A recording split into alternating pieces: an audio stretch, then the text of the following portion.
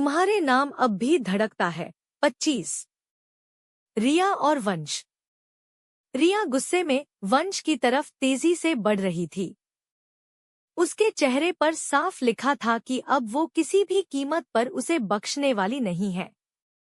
वहीं वंश उसे अपने तरफ आता देख हल्का घबरा गया और धीरे धीरे पीछे हटते हुए बोला, देखो, मैंने तुम्हें जानबूझकर नहीं गिराया, समझी? तुम ही तो मेरी बाहों में कूदी थी। अब अगर पकड़ से छूट गई तो इसमें मेरी क्या गलती? लेकिन रिया बिना उसकी बात सुने और भी गुस्से में उसकी ओर बढ़ती चली आ रही थी।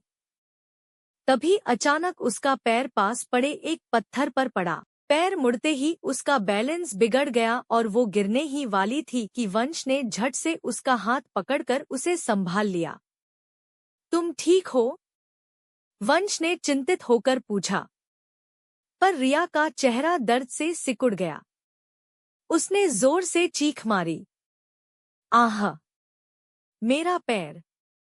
उसकी चीख सुन वंश तुरंत उसे पास ही जमीन पर बैठा देता है और उसके पैर के पास बैठकर ध्यान से देखने लगता है। जैसे ही उसने रिया के पैर को छुआ, रिया बच्चों की तरह जोर जोर से रोने लगी। मम्मी, मेरा पैर! नहीं, प्लीज मत छुओ। वो अपना पैर उसकी पकड़ से छुड़ाने लगी। वंश झुंझलाते हुए बोला, रुको, मुझे देखने दो, कहीं ज्यादा चोट तो नहीं लगी। वो पैर थामे ही रहा। वहीं रिया उसके हाथ छुड़ाने की कोशिश करते हुए रोती रही। ये सब तुम्हारी वजह से हुआ। तुम्हारी। वंश, जिसका पूरा ध्यान पैर पर था, हल्के गुस्से में बोला, अगर तुम्हें याद नहीं तो याद दिला दूं। तुमने खुद उस पत्थर पर पैर मारा था। मेरी क्या गलती? उसकी बात सुन रिया और भड़क गई। क्या कहा? तुम्हारी वजह से मैं हमेशा गिरती रहती हूँ। जब जब सामने आते हो, कोई ना कोई मुसीबत आ ही जाती है। तुम्हारी ही वजह से। वो इतना ही कह पाई थी कि अचानक वंश ने उसके पैर को एक झटके में मोड़ा। आ! रिया दर्द से चीख उठी। वो गुस्से में चिल्लाई, तुम पागल हो गए हो क्या? मेरा पैर तोड़ दोगे? पर वंश पैर छोड़कर उठ खड़ा हुआ। अपनी कोट की धूल झाड़ते हुए ठंडे लहजे में बोला, पैर अब ठीक है, वरना अभी तक तुम खड़ी भी नहीं हो पाती। और रही बात गलती की, तो गलती तुम्हारी थी, मेरी नहीं। और सॉरी? मेरे पास इतना टाइम नहीं है कि तुम जैसी सफिरी लड़की पर वेस्ट करूं। ये कहकर वो आगे बढ़ने लगा। रिया गुस्से में तमतमाती हुई तुरंत उठी और भागकर उसका रास्ता रोक लिया। हाथ कमर पर रखकर उसे घूरते हुए बोली, तुम अंधे हो क्या? दिख नहीं रहा कि मुझे चोट लगी है? एक तो मदद की जगह ऊपर से उल्टा मेरी गलती बता रहे हो। सॉरी बोलना तो दूर, ऐसे जा रहे हो जैसे बहुत बड़े महाराज हो। वंश ने गहरी सांस भरी और उसे ऊपर से नीचे तक देखते हुए कहा, मेरी आंखों का तो पता नहीं, पर लगता है तुम्हारी आंखें जरूर खराब हैं। अगर तुम्हें याद नहीं तो बता दूं, तुम अभी अभी वहां से अपने आप उठकर भागते हुए मेरे पास आई हो। मतलब तुम्हारा पैर बिल्कुल ठीक है। और रही बात माफी की, जब गलती तुम्हारी ही थी, तो मैं क्यों माफी मांगू? रिया उसे गुस्से में घूरती रह गई। तभी अचानक उसे मेहर का ख्याल आया। उसका चेहरा चिंतित हो उठा और मन ही मन बोली, क्या कर रही है रिया? इस खड़ूस से उलझने की बजाय मुझे मेहर को ढूंढना चाहिए। पता नहीं उस कमीने व्योम ने उसके साथ क्या किया होगा। वो और कुछ सोच ही रही थी कि वंश, जो उससे कुछ कदम आगे बढ़ चुका था, अचानक रुका। उसके दिमाग में व्योम और रोनी का नाम गूंजा। वो तुरंत पलटा और रिया की तरफ देखा। क्या कहा था तुमने? किसी लड़की के साथ बदतमीजी की थी व्योम ने? वंश की आवाज अब सख्त और गहरी थी। वहीं दूसरी ओर रियांश और रूहानिका। रियांश कुछ दूरी पर खड़ा चुपचाप सूरज और रूहानिका की बातें सुन रहा था। उनकी बातों से अब उसे पूरा यकीन हो चुका था कि इन सब के पीछे वही लड़की है, वही लड़की जिसने उस दिन कंपटीशन में चीटिंग करने की कोशिश की थी। उसे याद आया कि कैसे वो लड़की जानबूझकर रूहानिका को टारगेट कर रही थी। उसका माथा ठनका। कहीं इसके पीछे भी तो वही नहीं? कहीं उसने ही तो ये सब? वो मन ही मन बड़बड़ाया। इसी बीच सूरज और रूहानिका की बातचीत खत्म होते ही अचानक रियांश का फोन जोर से बज उठा। फोन की आवाज इतनी तेज थी कि रूहानिका का ध्यान भी उस पर चला गया। रियांश ने तुरंत अपने कोट की जेब से मोबाइल निकाला और कॉल रिसीव करते ही कान पर लगाया। हेलो, कौन? दूसरी तरफ से रोनी की टूटी हुई सिसकती आवाज आई। वो घबराहट और डर से कांप रहा था। भाई, रियांश भाई। रियांश का दिल धक से रह गया। रोनी, क्या हुआ? तू ठीक तो है ना? ऐसे क्यों रो रहा है? सब ठीक है ना? रियांश की आवाज में बेचैनी साफ झलक रही थी। पास खड़ी रूहानिका भी अब उसे ध्यान से देखने लगी थी। वहीं दूसरी ओर रोनी ने भारी सांस ली और कांपते हुए बोला, भाई, वो व्योम और मुझसे गलती हो गई। गलती? कैसी गलती? रियांश झुंझलाकर बोला। अब क्या किया है व्योम ने? और तू ऐसे क्यों बात कर रहा है? साफ साफ बता। रोनी ने हिचकिचाते हुए सच छुपाते हुए बस आधी अधूरी बात बताई। उसने कहा, भाई, वो एक लड़की और व्योम के बीच झगड़ा हो गया था। व्योम ने गुस्से में उसे कमरे में बंद कर दिया। फिर हमें उसे अस्पताल ले जाना पड़ा। इतना सुनकर ही रियांश का गुस्सा सिर पर चढ़ गया। उसकी आंखें लाल हो उठीं और वो लगभग गरजते हुए बोला, कहाँ है व्योम? उसकी आवाज इतनी सख्त और तेज थी कि पास खड़ी रूहानिका भी सहम गई। रोनी दूसरी तरफ फूट फूट कर रो पड़ा। उसे पता था कि अगर पूरी सच्चाई बता दी कि वो लड़की अब इस दुनिया में नहीं रही, तो रियांश शायद व्योम की जान ले लेगा। इसलिए उसने पूरी बात छुपा ली। वो बस रोते रोते बोला, भाई, वो इस वक्त बात नहीं कर पाएगा। आप बस आ जाइए। रियांश ने खुद को संभालने की कोशिश की। उसने गहरी सांस ली और दबे स्वर में, पर और भी खतरनाक अंदाज में कहा, कौन है वो लड़की? नाम बताओ। रोनी कुछ पल चुप रहा, फिर कांपते हुए बोला, भाई, वो मेहर। ये नाम सुनते ही रियांश मानो सन्न रह गया। उसकी सांसें थम सी गईं, क्योंकि अभी अभी उसने रूहानिका और सूरज की बातचीत में भी यही नाम सुना था, मेहर, जो सुबह से गायब थी। उसने दांत भींचकर फिर कहा, मेहर? यही नाम बताया न तुमने? उसके मुंह से मेहर का नाम सुनकर रूहानिका पूरी तरह शॉक में खड़ी रह गई। उसकी आंखें फैल गईं और वो अविश्वास से रियांश को देखने लगी। तभी रोनी कांपती हुई आवाज में बोला, जी, भाई, मेहर नाम है उसका। उसके बाद वो जोर से सुबक पड़ा और फिर हड़बड़ाकर बोला, भाई, प्लीज, जल्दी यहाँ आ जाइए, जल्दी।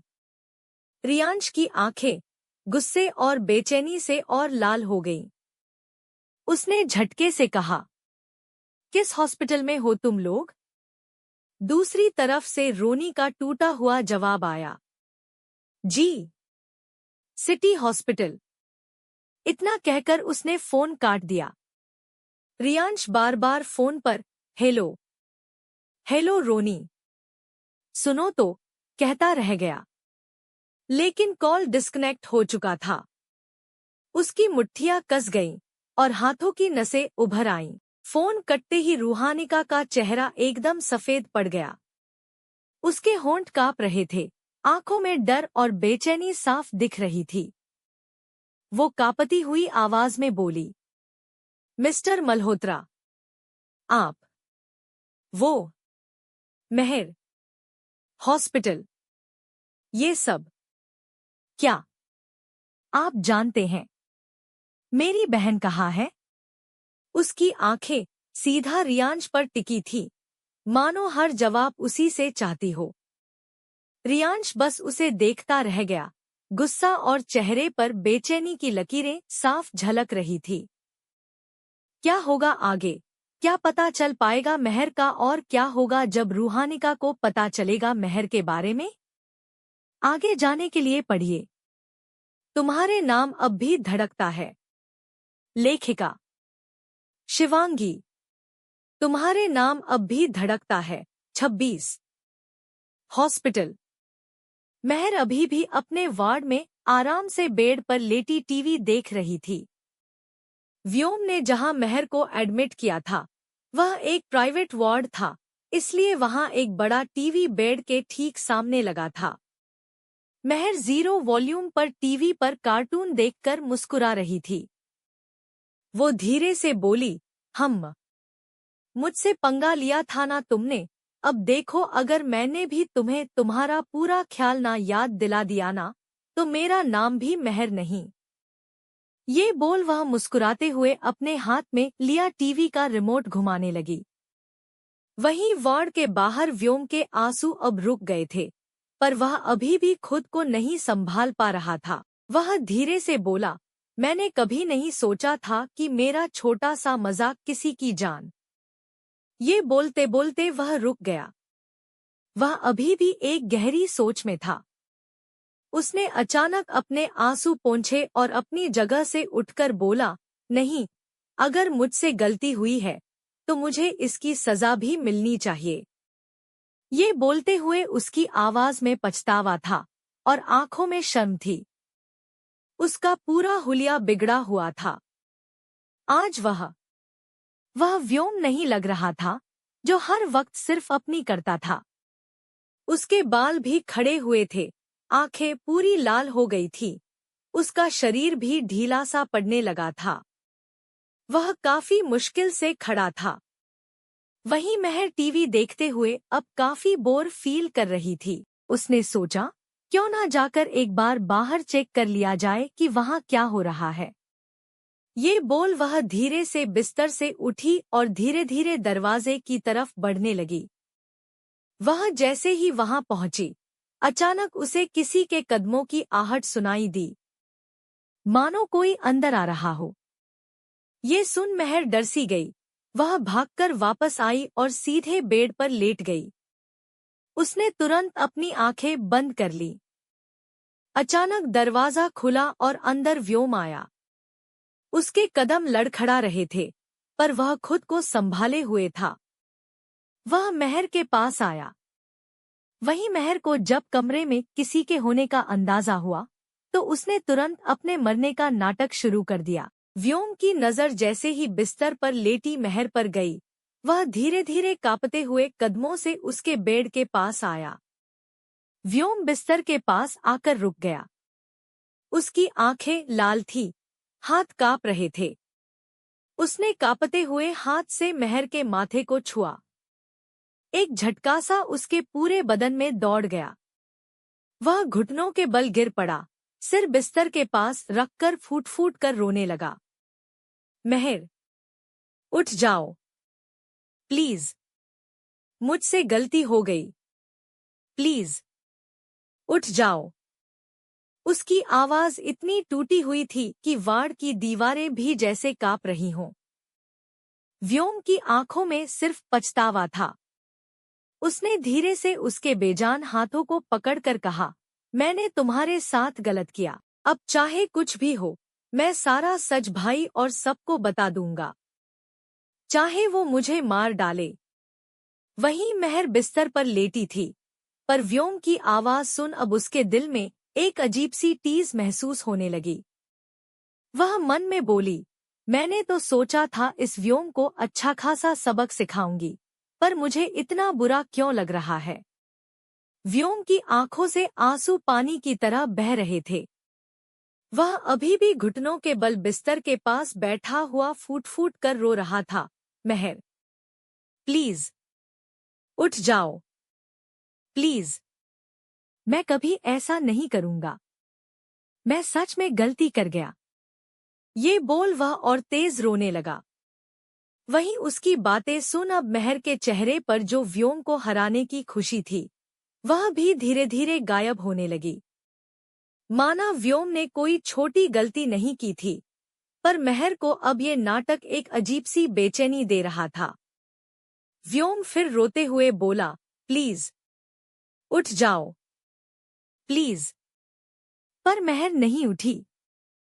करीब 10 मिनट तक वैसे ही जमीन पर पड़े रहने के बाद व्योम धीरे से अपनी जगह से उठा। उसने अपने आंसू पोंछे और महर का हाथ पकड़कर बोला, अगर मैंने गुनाह किया है तो सजा भी मिलनी चाहिए। मैं अभी सबको सच बता दूंगा। ये बोल वह अपनी पैंट की जेब में फोन ढूंढने लगा, पर तभी उसे याद आया कि उसने अपना फोन तो बाहर काउंटर पर रख दिया है। ये याद आते ही उसके हाथ अभी भी हल्के से कांप रहे थे। व्योम ने बिस्तर से कुछ कदम पीछे हटते हुए धीरे धीरे कमरे का दरवाजा खोला। उसके कदम लड़खड़ा रहे थे, लेकिन वह खुद को संभालते हुए बाहर निकल गया। वहीं जब महर ने महसूस किया कि अब कमरे में कोई नहीं है, तो उसने अपनी आंखें खोल ली। दूसरी ओर वंश और रिया। रिया धीरे से बोली, क्या कर रही है रिया? इस खड़ूस से उलझने की बजाय मुझे महर को ढूंढना चाहिए। पता नहीं उस कमीने व्योम ने उसके साथ क्या किया होगा। वो और कुछ सोच ही रही थी कि वंश, जो उससे कुछ कदम आगे बढ़ चुका था, अचानक रुका। उसके दिमाग में व्योम और रोनी का नाम गूंजा। वो तुरंत पलटा और रिया की तरफ देखा। क्या कहा था तुमने? किसी लड़की के साथ बदतमीजी की थी? व्योम ने। वंश की आवाज अब सख्त और गहरी थी। वहीं वंश की आवाज सुन रिया उसकी तरफ देखने लगी। वंश उसके पास आया और उसे देखकर बोला, क्या किया है? क्या कहा था तुमने? व्योम ने तुम्हारी दोस्त के साथ? उसने इतना ही कहा था कि रिया गुस्से में मुट्ठियां भींचकर बोली, उस कमीने व्योम ने मेरी दोस्त के साथ क्या किया पता नहीं, पर वो सुबह से मिल नहीं रही। ये बोलते हुए रिया की आवाज में अब डर और दर्द झलकने लगा। पर फिर रिया कुछ सोचकर बोली, पर तुम्हें इसे क्या? तुम उस व्योम के बारे में क्यों पूछ रहे हो? उसने इतना ही कहा था कि अचानक वंश का फोन बजा। उसने फोन देखा, जिस पर रोनी नाम शो हो रहा था। रोनी का नाम देखते ही वंश ने तुरंत फोन उठा लिया।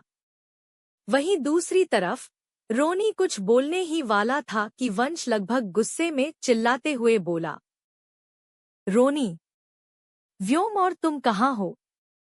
वहीं वंश के मुंह से रोनी नाम सुन रिया के ऊपर मानो बिजली सी गिर गई। वो शौक में वंश को देखने लगी। वहीं रोनी बोला, वंश भैया, हम हॉस्पिटल में हैं।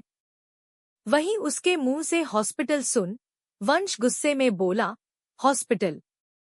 तुम हॉस्पिटल में क्या कर रहे हो और अब क्या किया है व्योम ने? तभी रोनी ने एक गहरी सांस भरी और एक एक कर सब कुछ वंश को बता दिया। वहीं वंश ने जब सब कुछ सुना तो वो गुस्से में उस पर चिल्लाकर बोला, व्योम कहाँ है? उसकी चीख सुन एक पल के लिए तो रोनी भी कांप गया, पर फिर खुद को संभालते हुए रोते हुए बोला, भैया, उसकी अभी ये हालत नहीं है कि वो किसी से बात कर सके। मैंने रियांश भैया को भी सब कुछ बता दिया है, वो भी हॉस्पिटल आ रहे हैं। प्लीज आप भी आ जाइए। वहीं उसकी बात सुन वंश ने गुस्से से फोन काट दिया। वंश फोन काटते ही अपनी जगह पर खड़ा गुस्से में पागल सा हो गया। उसके चेहरे का हर एक भाव गुस्से और बेचैनी को बयां कर रहा था। अब उसे कुछ भी समझ नहीं आ रहा था। वहीं रिया एकटक उसके चेहरे को देख रही थी। तभी वो उसके सामने आकर कांपती हुई बोली, क्या? कहाँ? उसने कहा है वो? दोनों और महर? वो कहाँ है? तभी वह सोचती हुई रिया वंश को देखकर बोली, और तुम कैसे उस रोनी को जानते हो? बोलो। वहीं वंश एकटक रिया को देख रहा था। उसके हाथ पैर भी कांपने लगे थे। उसे समझ नहीं आ रहा था कि वो आखिर रिया को सच्चाई कैसे बताए। वो कांपती हुई आवाज में बोला, मैं। क्या होगा आगे, जब रिया को पता चलेगा महर के बारे में? और क्या करेगा व्योम, जब उसे पता चलेगा सच? क्या होगा आगे? क्या एक झूठ और एक गलती पड़ जाएगी महर और व्योम पर भारी? आगे जानने के लिए पढ़िए तुम्हारे नाम से अब भी धड़कता है। लेखिका शिवांगी। अगर आपको मेरी कहानियां पसंद आए तो please subscribe, share and comment करें और अपना फीडबैक भी दें। शुक्रिया। पढ़ने के लिए। अगला भाग जल्द आएगा। पढ़ने के लिए शुक्रिया।